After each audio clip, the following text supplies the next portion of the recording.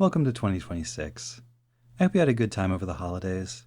Saw some friends, loved ones, ate some good food. Listen, are you doing okay? That's alright. We're all having a hard time right now. Do you maybe want to watch some Gundam with us? There's this series I've been meaning to show you. It's called G Gundam, and it's a little different from what we've been watching so far. Call it a breath of fresh air. I think you'll enjoy it. But, before we get to that, there are a few other things we want to talk about. First, during Season 10, Victory Gundam, all the bikes and bike battleships doing sick jumps and tricks got Nina thinking about the sport of motocross. Where did it come from? What was it like in the early 90s? And how might the bikes of the Middle Ages, the ancient tradition of biking, and Mr. Dukerik himself have been perceived in modern Japan? Once I finish these preliminaries, I'll let her take it away with the first of 2 episodes covering the results of that research.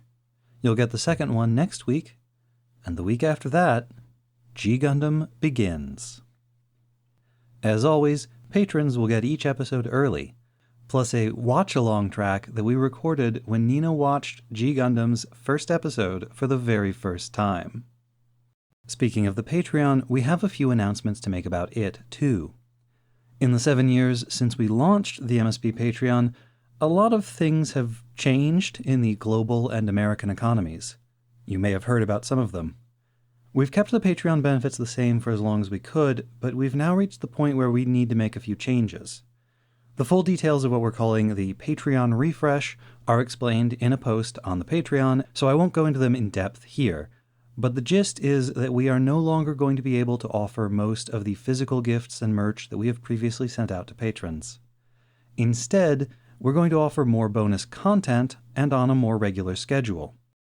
These will primarily be bonus episodes, including more un-Gundam, more discussions of non-Gundam anime and movies, as well as resuming our Witching Hours series about the Witch from Mercury. But we're also exploring other ideas. We will honor our existing commitments to current patrons. Anyone who is currently signed up for a Patreon tier that includes physical rewards, or who signs up for one by the end of January 2026 and meets our other criteria, will be eligible to receive one final gift box. We're planning to make it special. We will also continue making our annual patron pin and sending those out to eligible patrons for as long as we can. Due to, circumstances, last year's pin never got sent out, but it does exist. They're sitting on a shelf across the room right now, staring at me, judging me, saying mean things about my appearance. I want them out of my apartment. We've also ordered this year's pins, so a rare opportunity now presents itself. A double pin event. We will be sending both the Year 6 and Year 7 pins together to all eligible patrons. How do you become eligible to take advantage of this rare opportunity? Well, simply be a patron in one of the eligible tiers as of January 31st, 2026. Some restrictions apply. The details and pictures of the Year 6 pin are at GundamPodcast.com/Patreon. Finally, what about the Yugoslavia research series I started during Season 10? It was meant to be background for our discussion of Victory Gundam, which was made during and explicitly inspired by the bloody disintegration of Yugoslavia in the early 1990s. Once upon a time, my plan was to cover the first 70 or so years of Yugoslavia's existence at a breakneck pace, 2, maybe 3 episodes maximum, before I focused my attention on the 90s. But I quickly realized the topic deserved and required more depth than that, so I decided to get a bit more detailed, cover the major turning points, that kind of thing. Following that approach, I was able to bring the narrative up to May 1944, when the Nazi occupation armies failed in their last serious attempt to snuff out the partisan uprising before we ran out of victory to watch. I was left feeling sour about it. I had set out to cover the collapse of the Socialist Federal Republic of Yugoslavia, and I hadn't even gotten to its formation. Once the hiatus started, I decided I was going to continue the project properly. I could feel myself morphing into some kind of history podcaster. But I'm not a history podcaster, I'm a Gundam podcaster. And while I would love to do a whole miniseries on Yugoslav history right now, I also want to watch G Gundam with Nina and talk about it with all of you. So, once again, I'm going to make a compromise. We're going to start covering G Gundam, but for one weekend each month, I will slip back into my history podcaster disguise and, instead of your regularly scheduled dose of high-kicking robot-on-robot violence, I'll be dropping a new episode of the Yugoslavia research. When victory ended in March 1994, the Yugoslav wars were only just getting started. Alongside the Rwandan genocide and the wars in the Caucasus, they were the defining conflicts of the mid and late 90s, continuing essentially without interruption until 2001. G Gundam and its successors may not have been as explicitly inspired by them as Victory was, but the wars have not lost their relevance, and so neither has the region or its history. Plus, it's fascinating. I want to keep reading and writing about it, and I think you're going to enjoy hearing it. But that's the future. For now, here's something else I think you'll enjoy. Nina presents MSB's History of Motocross.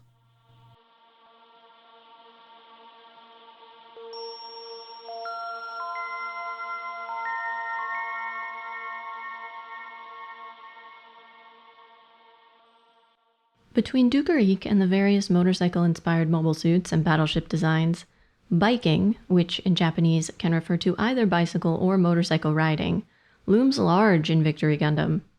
Fight scenes set in the desert among rocky canyons evoke images of motocross racing and trick riding demonstrations, while Duker's ghostly departure from the world, setting off into the sunset on a motorcycle, his love riding behind him, feels like the quintessential motorcycle fantasy of the baby boomer generation, the freedom of the open road. During MSB Season 10, we speculated about possible reasons for this. Perhaps motorcycles were popular at the time, and the prominent moto-inspired designs were meant to appeal to youngsters already interested in biking and extreme sports. Or perhaps the formerly popular activity was becoming more niche, and Duker is a stand-in for someone or a group of someones on the production team who hoped to spark interest in biking by showing their audience how cool motorcycles and biking can be. But we only ever speculated, and motocross languished on my research ideas list. Until now. First things first, there is a story to why motorcycle-inspired designs were included in Victory Gundam, and it is much sillier than I anticipated. For his website, Gundam Unofficial, Mark Simmons compiled a production history of Victory Gundam from numerous sources, which includes excerpts from Sasakibara Go's 2004 book, That's V Gundam. In it, Sasakibara interviewed Tomino about the production, and Tomino blames the inclusion of, quote, stupid things like motorbike battleships, end quote, on a, quote, shadow producer at Bandai. But this producer hadn't demanded motorbike battleships, just battleships. They had a few ideas of what to them seemed popular with kids at the time. Battleships, Sentai shows, and they had a track record that made them confident in their ideas and their ability to force the issue. It was Tomino, in a moment of sarcasm which he surely regretted later, who said, I'm paraphrasing somewhat, "Then we'll put in battleships that run across the ground. How about that? We'll stick tires on them. If we're really going to have battleships float and fly around on the surface, we could even have motorbikes fly around, right?" Tomino may have been trying to point out how ridiculous it was to shoehorn battleships into Victory, but the Bandai executive's response was more along the lines of, wow, cool motorcycle battleship. And Tomino was told he would be forced off the production if he refused. Bandai even provided the Victory team with some preliminary bike battleship designs, originally created during the planning stages of the 1986 anime Metal Armor Dragonar.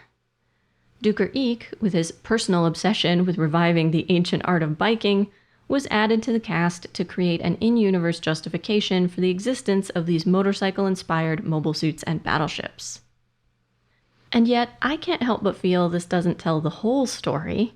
After all, the designs themselves, the way the bike mobile suits move, and the way the battles are choreographed are all products of a team of people, and of their knowledge, impressions, and attitudes about motorcycles. So prepare yourselves to get into the weeds on this one as I dig into the history of motocross, and along the way learn a fair bit about the science, business, and drama of motorcycles. Contemporary motorcycles can be sorted into different types, meant for different purposes. cruising motorcycles, which are built for comfort and reliability on long rides, street racers, which are all about speed, balance, and maneuverability on paved roads and tracks, off-roading motorcycles, which need special frames, tires, shock absorbers, and so on in order to handle uneven terrain, jumps, dirt, rocks, mud. But it's important to remember that this is an example of divergent evolution. The earliest motorcycles were generalists, with design and engineering developments pushed by the needs of specific market segments. For this research piece, I've chosen to focus on motocross rather than on motorcycle racing more generally. Not only because the terrain in many of the Victory Gundam battles, combined with the motorcycle-inspired designs, feels like a nod to that specific style of racing, but also because, in my recollection, the 90s felt like a real high point in terms of public interest in extreme sports. But in the earliest part of the timeline, both in Japan and internationally, the distinction isn't as important as it will become in the post-war period. Motocross usually takes place on purpose-built tracks, but rather than the paved tracks used for other types of racing, these tracks are dirt, mud, gravel, and have hills, gullies, bumps, and jumps, a kind of souped-up natural terrain. Incidentally, the term motocross is a combination of the French word for motorcycle, motocyclette, and cross-country, as in cross-country race. Fun tidbit I learned while doing this research, BMX, the sport of off-road bicycle racing or bicycle tricks, is named for motocross. It is bicycle motocross, and emerged from kids racing their bicycles on unused motocross tracks.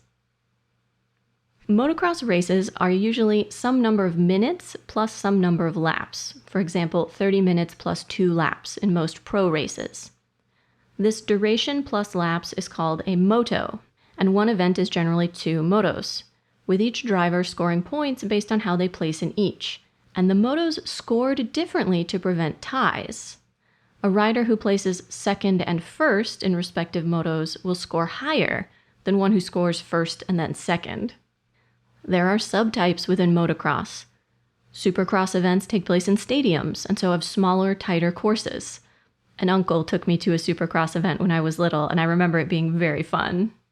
Freestyle events focus on performing tricks for points rather than on racing, and there are even motocross races for motorcycles with sidecars. Sidecar cross! Apparently, the passenger has to use their weight to counterbalance on tight turns and other maneuvers. It's described as quite physically demanding. Off-road racing evolved from motorcycle trials held in the UK in the early 1900s, the oldest being the Scott 6 Days Trial, first held in Yorkshire, England in 1909, named for Alfred Angus Scott, engineer and designer of the Scott motorcycle, and organizer and sponsor of the trial itself. At the time, these events were stress tests, meant to demonstrate the reliability, durability, and handling of the motorcycle, as much as the skill of the rider. Quote, "A course was laid out over the rugged northern English terrain, including bogs, rocky sections, and stream crossings. While top speed was not the objective of the event, a time limit was included, requiring participants to move briskly from one observed section to the next, where their ability to negotiate obstacles was judged and scored. The victor was the rider who completed the course with the fewest mistakes in the shortest possible time." Riders might cover as many as 100 miles per day on each day of the 6-day trial, across a wide variety of terrain and in all kinds of weather. The Scott 6-Day Trial has its own website, where they describe the sport of observed motorcycle trials as a test of riding skill, where balance and concentration are paramount.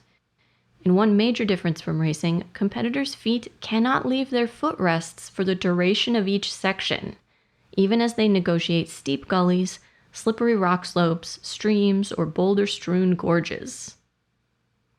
By the early 1920s, the Scott Trial had become quite a prestigious event, and had, quote, contributed to the notion that Yorkshiremen were the best and toughest riders in all of Britain.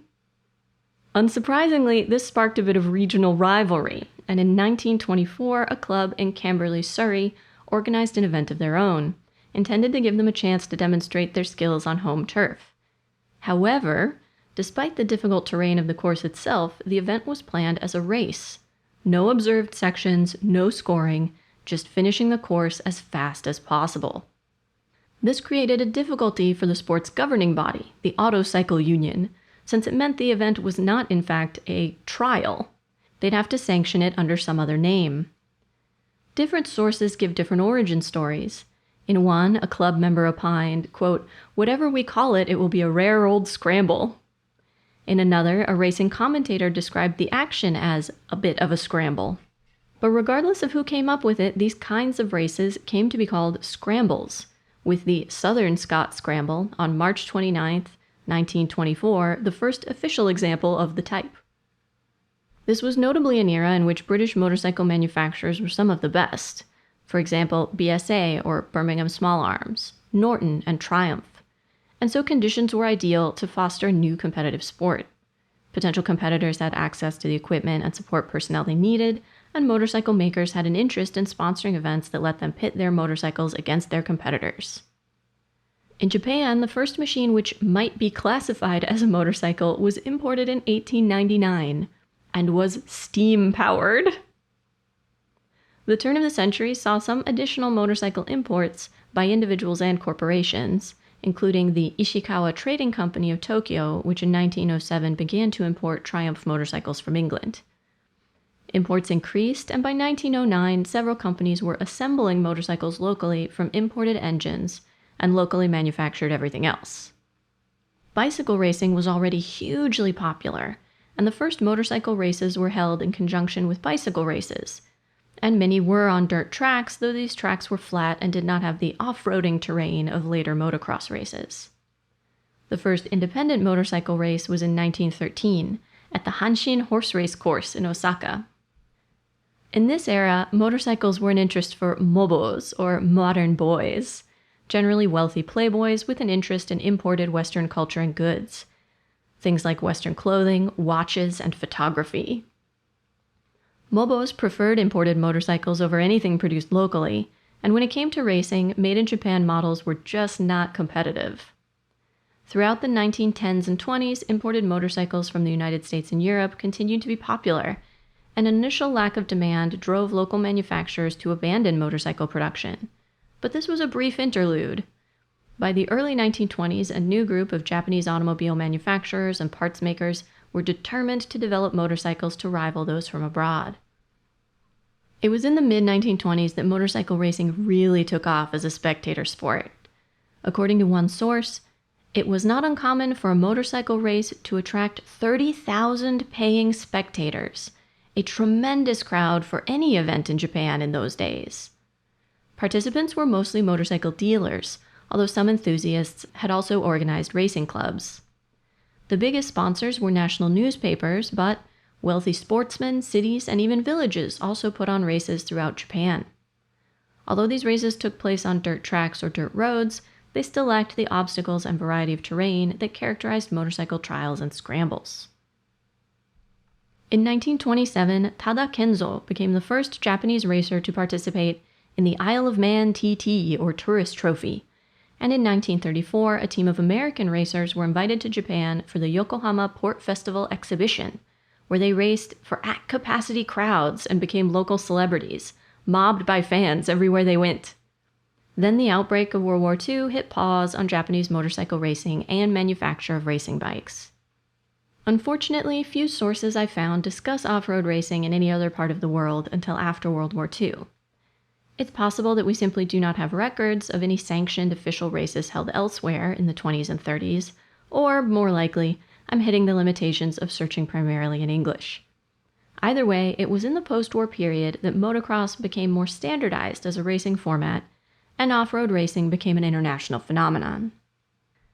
Time for a sidebar, because this next era of the sport, both in terms of the technology and engineering involved, and in terms of how the competitions were regulated and organized, involves some terminology that warrants explanation.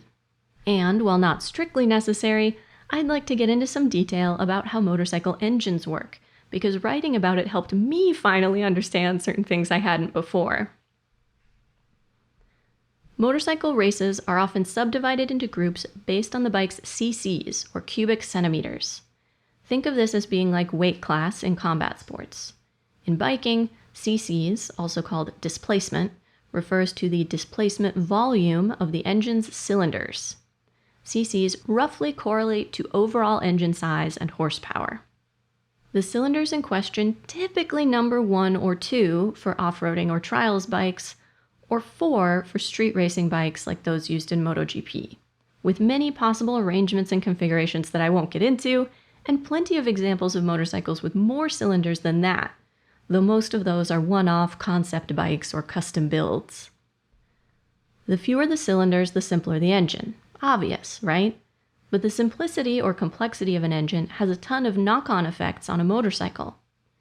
Simpler, smaller engines tend to be lighter, less expensive to buy, and cheaper and easier to repair.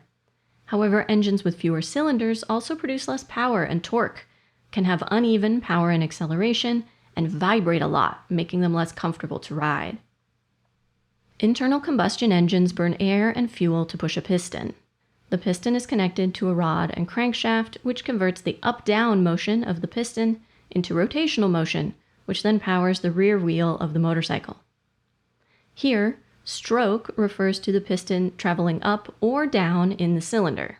The number of strokes in a 2-stroke or 4-stroke engine refers to how many strokes make up one power cycle, or one revolution of the crankshaft.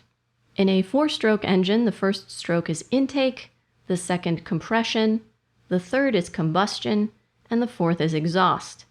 As one source put it, high school shop teachers trying to hold the attention of hormone-addled teens will sometimes use the more memorable terms suck, squeeze, bang, and blow. In the first, or intake stroke, the intake valve opens above the piston as the piston travels down, drawing in a fuel charge. You can think of it as the engine inhaling. In the second, or compression stroke, the intake and exhaust valves close while the piston moves up, compressing the fuel and air above the piston. In the third, or combustion stroke, the intake and exhaust valves remain closed while the ignition system fires the spark plug, which ignites the compressed fuel and air mixture, causing what is basically a small explosion and pushing the piston back down. This is the step that delivers power.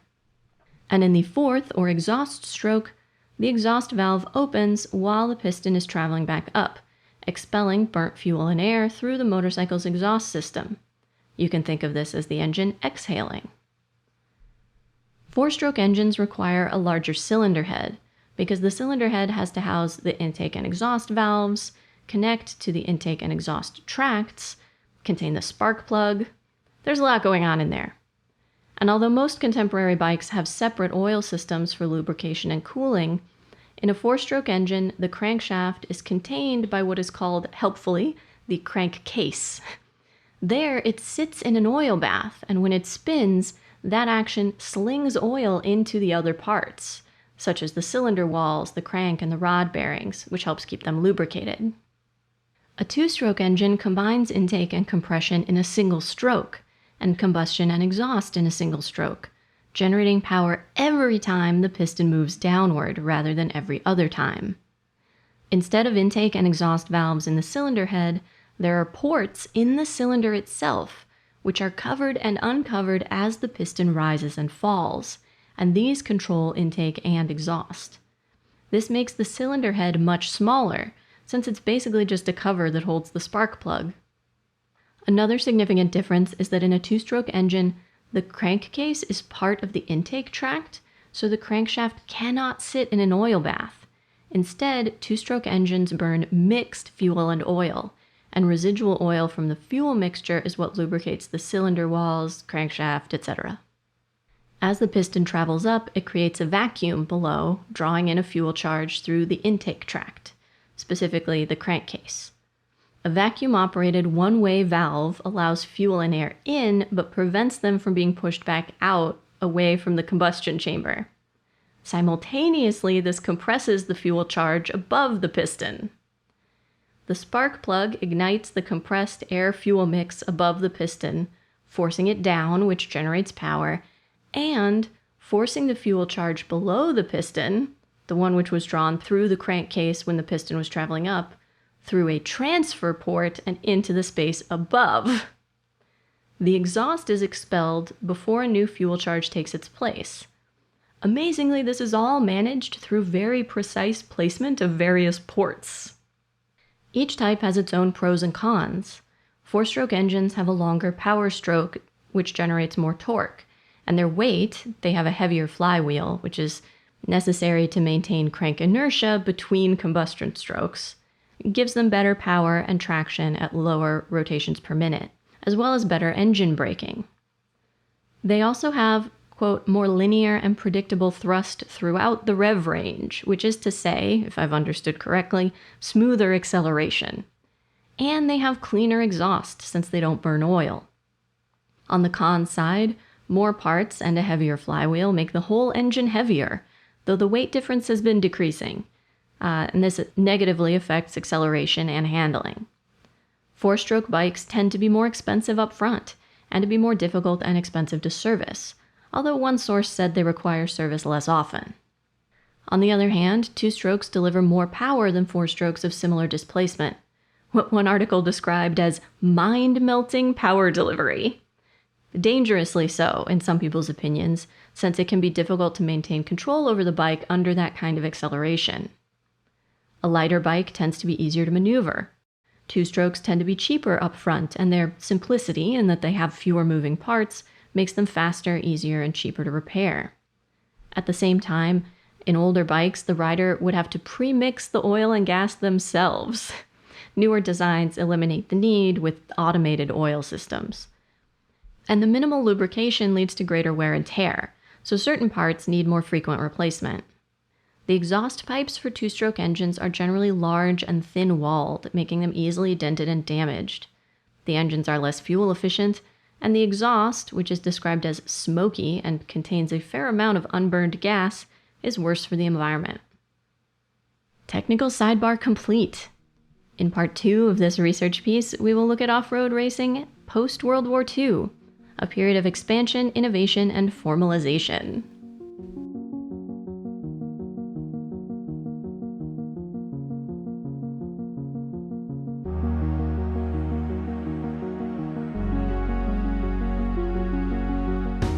Mobile Suit Breakdown is written, recorded, and produced by us, Tom and Nina, in scenic New York City, within the ancestral and unceded land of the Lenape people, and made possible by listeners like you. The opening track is Wasp by Misha Dioxin. The closing music is Long Way Home by Spinning Ratio. You can find links to the sources for our research, the music used in the episode, additional information about the Lenape people, and more in the show notes on our website, GundamPodcast.com. If you'd like to get in touch with us, you can email hosts@GundamPodcast.com or look for links to our social media accounts on our website. And if you would like to support the show, please share us with your friends, leave a nice review wherever you listen to podcasts, or support us financially at GundamPodcast.com/Patreon. You can find links and more ways to help out at GundamPodcast.com/support. Thank you for listening.